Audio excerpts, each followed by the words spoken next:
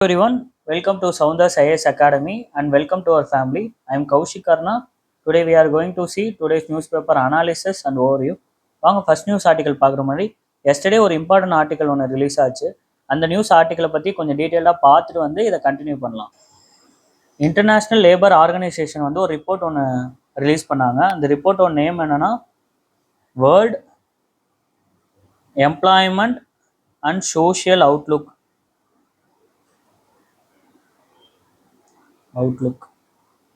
இந்த ரிப்போர்ட்டை நீங்கள் நோட் பண்ணி வச்சுக்கோங்க. ஃபிலிம்ஸில் வந்து இது கேட்க வாய்ப்பு இருக்குது, இதை யார் ரிலீஸ் பண்ணுறான்னு சொல்லி. இதில் அவங்க என்னென்னலாம் சொல்லியிருக்காங்கன்னு பார்க்கலாம். ஃபஸ்ட்டு என்ன சொல்லியிருக்காங்கன்னா குளோபல் அன்எம்ப்ளாய்மெண்ட் ரேட் வந்து இன்க்ரீஸ் ஆக போகுதுன்னு சொல்லியிருக்காங்க இன் 2024. செகண்ட் அவங்க என்ன சொல்லியிருக்காங்கன்னா ரியல் வேஜ் டிக்ளைண்ட் ஆகிருக்கு அப்படின்னு சொல்லியிருக்காங்க in most of the G20 கண்ட்ரீஸில். ஒரு பாசிட்டிவ் திங் என்னென்னா ரியல் வேஜஸ் வந்து இந்தியாவில் வந்து பாசிட்டிவ் க்ரோத் இருக்குது அப்படின்னு சொல்லியிருக்காங்க இந்த ILO ரிப்போர்ட்டில். நெக்ஸ்ட்டு நம்ம பார்க்க வேண்டியது என்னென்னா வேஜ் ரேட் அப்படின்னு ஒன்று கேள்விப்பட்டிருப்போம். இந்த வேஜ் ரேட் வந்து not able to match up with inflation ரேட்டுன்னு சொல்லியிருக்காங்க in most of the countries. Inflation rate கூட வேஜ் ரேட்டால் மேட்ச் பண்ண முடியலன்னு சொல்லியிருக்காங்க. இன்ஃப்ளேஷன் அப்படின்னா என்ன அர்த்தம்னா இன்ஃப்ளேஷன் அதிகமாக இருக்குது, வேஜ் ரேட் வந்து கம்மியாக இருக்குது கம்பேரிட்டிவாக அப்படின்னு அர்த்தம். இது வந்து மோஸ்ட் ஆஃப் த கண்ட்ரீஸோட ட்ரெண்டுன்னு சொல்லியிருக்காங்க. நெக்ஸ்ட்டு வந்து என்ன சொல்லியிருக்காங்கன்னா இது வந்து ரொம்ப ஒரு கஷ்டமான விஷயம். என்ன சொல்லியிருக்காங்க 1 மில்லியன் ஒர்க்கர்ஸ் வந்து எக்ஸ்ட்ரீம் பாவர்ட்டிக்குள்ளே போக போகிறாங்க அப்படின்னு சொல்லியிருக்காங்க இன் 2024. சரி வாங்க நம்ம நெக்ஸ்ட் ஆர்டிக்கல் பார்க்கலாம். இந்த ஆர்டிக்கல் பற்றி டீட்டெயில்டாக பார்க்கணும். இந்த ஆர்டிக்கல் நம்ம டீட்டெயில்டாக பார்க்குறதுக்கு முன்னாடி டைரக்ட் டாக்ஸஸ்னால் என்னன்னு தெரியணும். டைப்ஸ் ஆஃப் டைரக்ட் டாக்ஸஸ், இதை யார் வந்து டைரக்ட் டாக்ஸஸ் பற்றின டேட்டாஸ் ரிலீஸ் பண்ணுறா அதெல்லாம் தெரியணும். நான் உங்களுக்கு டீட்டெயிலாக 1 by 1 சொல்கிறேன். இந்த 80% டார்கெட்னு சொல்லியிருக்காங்களா அப்படின்னா என்ன, அதெல்லாம் பற்றி வாங்க உங்களுக்கு டீட்டெயிலாக சொல்கிறேன். First direct tax. First direct டேக்ஸ்னால் என்னென்னா a tax that is paid directly by an individual or an organization to the government or imposing entity. அப்படின்னா ஒன்றும் இல்லை, இந்த டைரக்ட் டேக்ஸுங்கிறது டைரெக்டாக ஒரு இண்டிவிஜுவல் ஆர் ஆர்கனைசேஷன் கவர்மெண்ட்டுக்கு பே பண்ணுவாங்க. இதை வந்து cannot be shifted. இதை வந்து இன்டைரக்ட் டேக்ஸ் மாதிரி நம்ம ஷிஃப்ட் பண்ண முடியாது. இதை வந்து யார் மேலே இம்போஸ் பண்ணுறாங்களோ அவங்க தான் கட்டி ஆகணும். நெக்ஸ்ட்டு இந்த டேக்ஸஸ் வந்து யார் இம்போசிங் ஏஜென்சி ஆர் என்டிட்டின்னு பார்த்தீங்கன்னா the central board of direct taxes. இவங்க தான் இந்தியாவில் வந்து டேக்ஸை வந்து லெவி பண்ணுவாங்க அண்ட் கலெக்ட் பண்ணுவாங்க. சம் டைப்ஸ் சொல்கிறேன், டைப்ஸ் ஆஃப் டைரக்ட் டேக்ஸஸ் சொல்கிறேன். Wealth tax, income tax, corporate tax,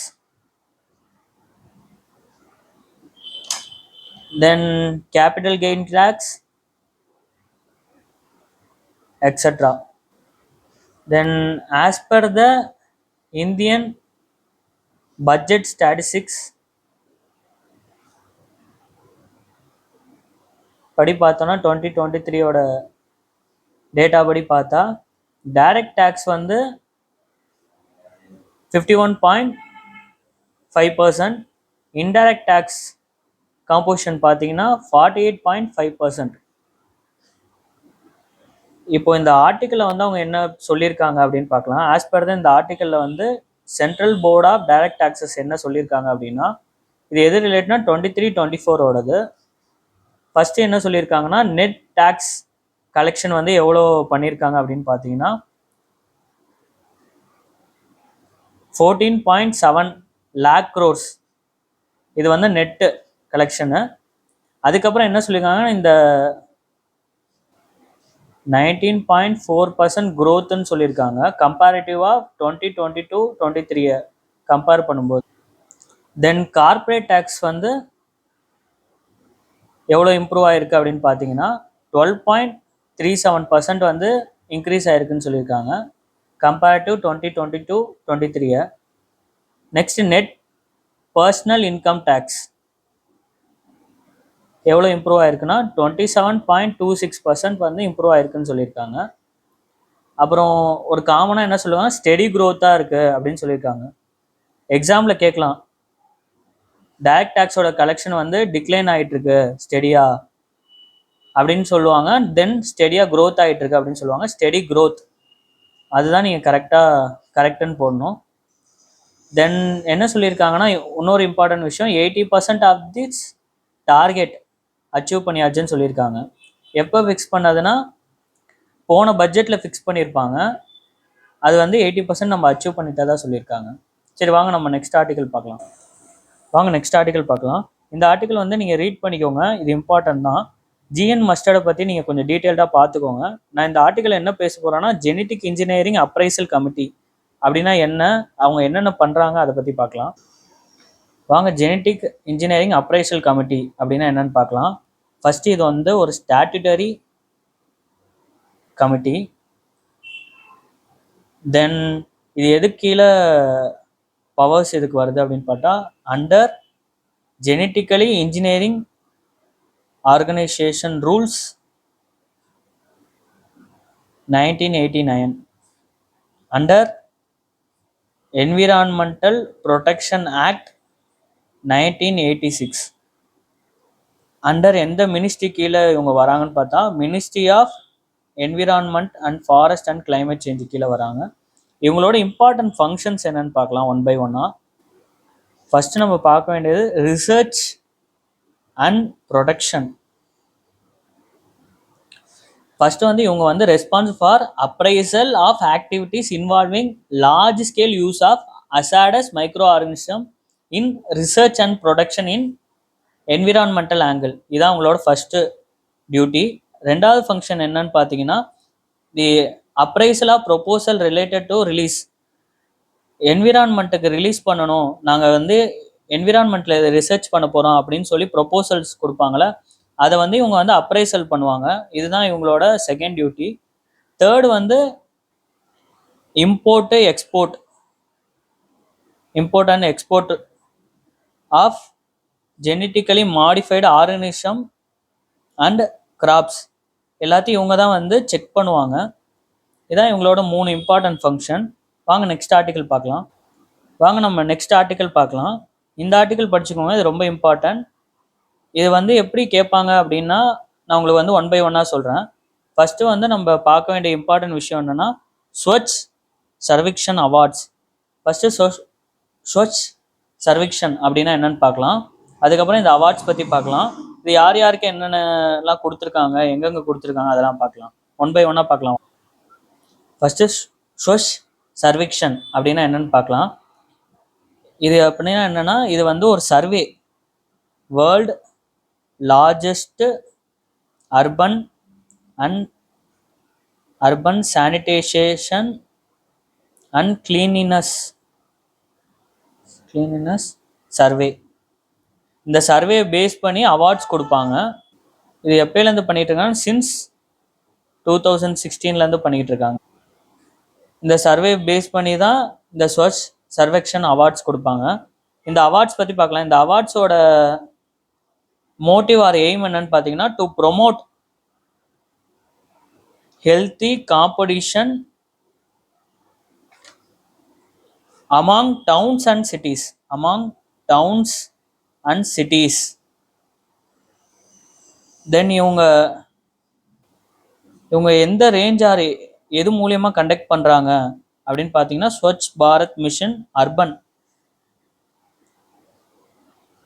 இதோட நோடல் மினிஸ்ட்ரி யார், எது கீழே வந்து இது அவார்ட்ஸ் கிடைக்குதுன்னு பார்த்தீங்கன்னா, ministry of home and urban affairs.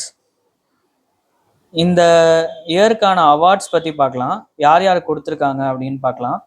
First வந்து Surat and Indore declared has cleanest cities of இந்தியான்னு கொடுத்துருக்காங்க.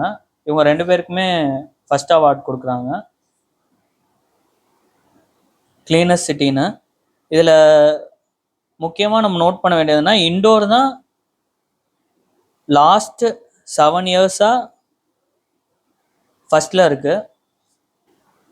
ஸ்டேட் ரேங்கிங் பார்த்தா எந்தெந்த ஸ்டேட்டுக்கு வந்து ஃபஸ்ட்டு செகண்டு தேர்டுன்னு பார்த்தீங்கன்னா ஃபஸ்ட்டு ரேங்க்கு யாருக்குன்னா கிளீனினஸ் படி மகாராஷ்டிரா தான் ஃபஸ்ட்டு ரேங்க் வாங்கியிருக்காங்க, மகாராஷ்டிரா.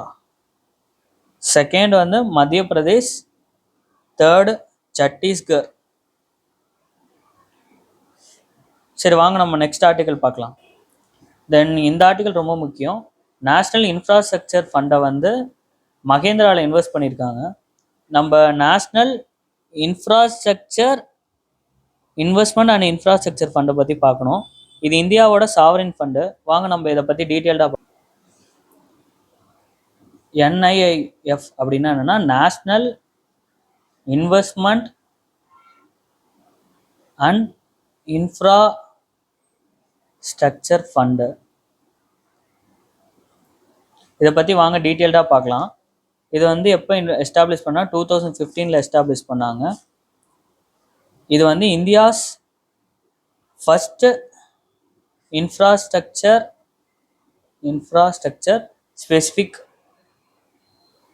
ஸ்பெசிஃபிக்கான investment fund. இது இன்வெஸ்ட்மெண்ட் ஃபண்ட் ஆர் இதை இன்னொரு விதமாகவும் சொல்லுவாங்க, சாவரின் வெல்த் ஃபண்டுன்னு சொல்லுவாங்க. ரெண்டுமே ஒன்று தான். இது வந்து 2015 எஸ்டாப்ளிஷ் பண்ணியிருக்காங்க. ஓகேங்களா? இதோட அப்ஜெக்டிவ் என்னன்னு பார்க்கலாம். இதோட அப்ஜெக்டிவ்ஸ், ஃபஸ்ட்டு ஒரு நாடு வந்து நல்லா செழிப்பாக இருக்குன்னா ஒரு சூப்பரான அண்ட் வயபிளான இன்ஃப்ராஸ்ட்ரக்சர்ஸ் வேணும். அதுக்காக தான் வந்து இதை வந்து எஸ்டாப்ளிஷ்டே பண்ணியிருக்காங்க. இதை நம்ம எப்படி சொல்லலாம், maximise the economic impact mainly through infrastructure investments in commercially viable projects. கமர்ஷியலாக வயபிளான ப்ராஜெக்ட்ஸில் தான் இன்வெஸ்ட் பண்ணணும். ஃபார் எக்ஸாம்பிள் அதை மாதிரி இன்வெஸ்ட் பண்ணாமல் நம்ம போய் இப்போ ஸ்ரீலங்காவில் ஹம்மன் தோட்டான்னு ஒன்று கேள்விப்பட்டிருப்பீங்க. அதை மாதிரி எக்கனாமிக்கலி இன்வயபிளில் வந்து நம்ம நிறையா இன்வெஸ்ட் பண்ணிட்டோம் அப்படின்னா நம்ம டெப்ட் ட்ராப்பில் மாட்டிப்போம். அதனால நம்ம செலக்ட் பண்ணி அதில் இன்வெஸ்ட் பண்ணணும். அதுதான் இதோட மோட்டோவும் கூட. ரெண்டாவது வந்து இது போத் க்ரீன்ஃபீல்ட் அண்ட் ப்ரௌன்ஃபீல்ட் ப்ராஜெக்ட்ஸில் இன்வெஸ்ட் பண்ணுவாங்க. ப்ரௌன்ஃபீல்ட் ப்ராஜெக்ட்ஸ், க்ரீன்ஃபீல்டுனா ஃப்ரெஷ் ப்ராஜெக்டு, ப்ரௌன்ஃபீல்டுனா ஆல்ரெடி இருக்கிறத அப்கிரேட் பண்ணுறது, அப்கிரேட் ப்ராஜெக்ட்ஸ்.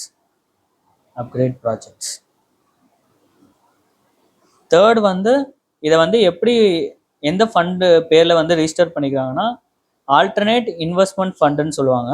இதை பற்றி போய் பாருங்கள், டீட்டெயில்டாக பாருங்கள். இதை பற்றி இந்த ஃபிலிம்ஸில் கூட கேட்க சான்ஸ் இருக்குது. இப்போனா என்ன அப்படின்னு தான் கேட்பாங்க. வாட் மட்டும் பார்த்துக்கோங்க. இது வந்து யார் கீழே ரிஜிஸ்டர் பண்ணியிருக்காங்கன்னா SEBI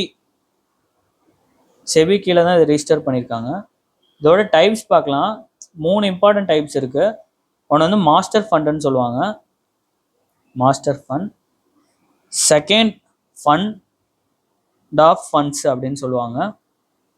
third strategic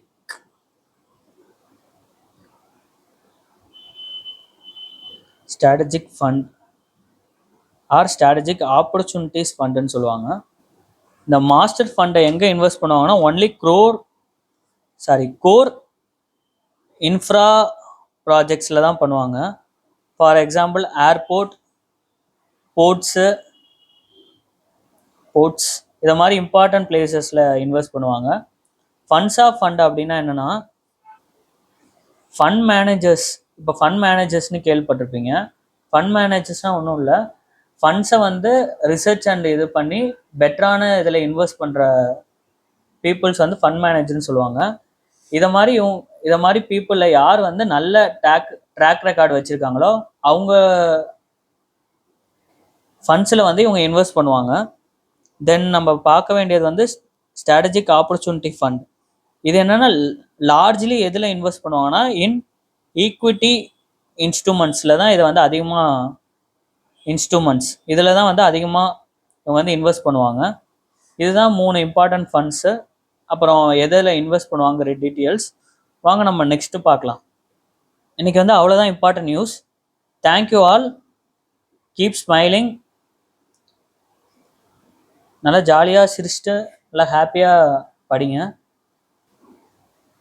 signing off by Kaushik Karna. Thank you all. Thank you.